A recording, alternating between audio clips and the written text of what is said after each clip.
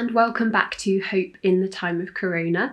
It's me, Chloe, again coming to you from the Promised Land, and today we are continuing our exploration of Philippians and particularly the signs of hope that we see coming from Paul in his letter to the church in Philippi.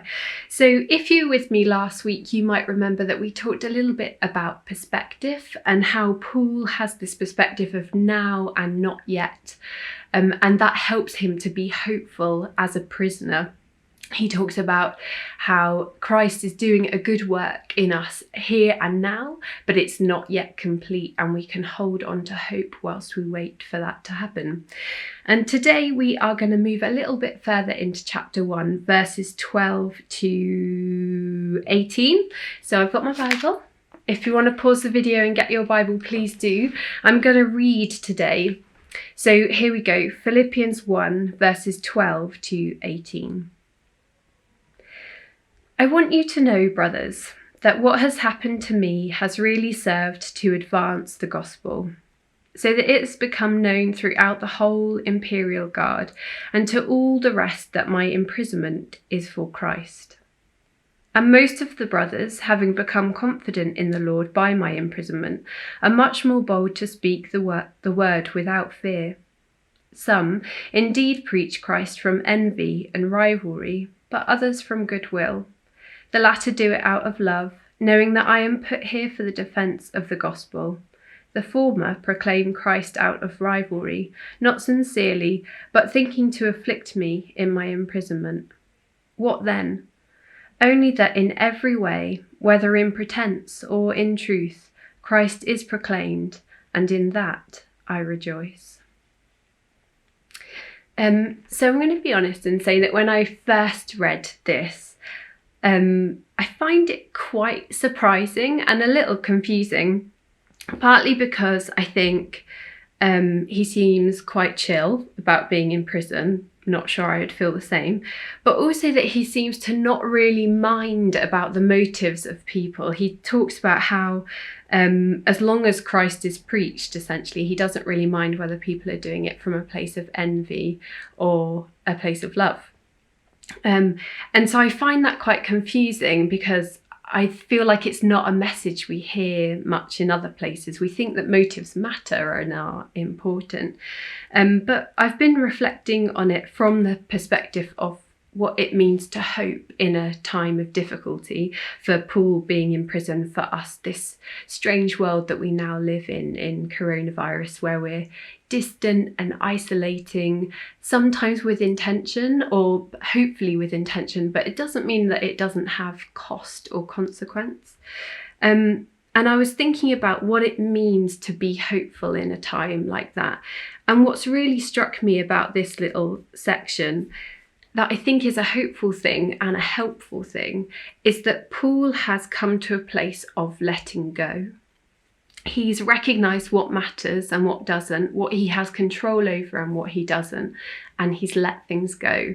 He's in prison. There's lots that he cannot change. He can't wrangle all these people who are preaching the gospel, whoever they might be. I don't know who they are.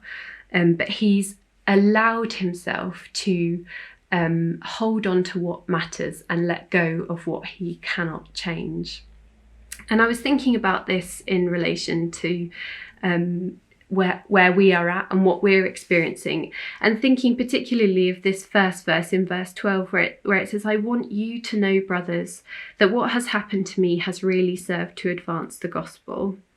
And what I think about that is that probably he's aware that other people don't feel the same way that he does, and so he wants to reassure people in Philippi, this church that he's writing to, that he's doing okay. And this idea of being present with them through a letter, he can't be there in person, but being non-anxious as a reassurance that what is happening to him isn't the end of the world. And I think what I was thinking about with this and for us is this idea that hope can feel like something nebulous to hold on to. I said that last week, but actually this is something really concrete, that our practice of presence with one another can be a really helpful sign and symbol of hope. And something I was also conscious of, I guess, is that he's writing this from prison, but at culmination, I don't think he's sharing his whole thought process before he writes down this letter. I think he's been through a process to get to this place where he can say, Christ is proclaimed, and in that I rejoice. He doesn't just let go overnight. And I was thinking about that in the context of the grief cycle. Many of you might know about this. It's quite a well-known kind of list of stages that people describe when you're going through grief. And it was actually written by a psychologist who was working with patients who were given a terminal diagnosis. She was talking about the stages that people go through in terms of coming to terms with the fact that they were going to die sooner than they were meant to. And they talk about denial and anger, bargaining, and then eventually moving through to acceptance. And I think what we're reading in Paul's letter is a place of acceptance. He's gone through a process and he's writing to a church in a place of acceptance. But what I'm aware of is that we and I might not be there yet. And that's sometimes why reading this feels quite jarring. This idea that you can just let go of people's motives. It doesn't matter as long as Christ is preached. I don't mind. It feels, it comes up against me. It doesn't feel like, surely that's not what Paul thinks. How can he be so relaxed? And then I was reflecting on that, thinking about coronavirus and what it means for us to have hope.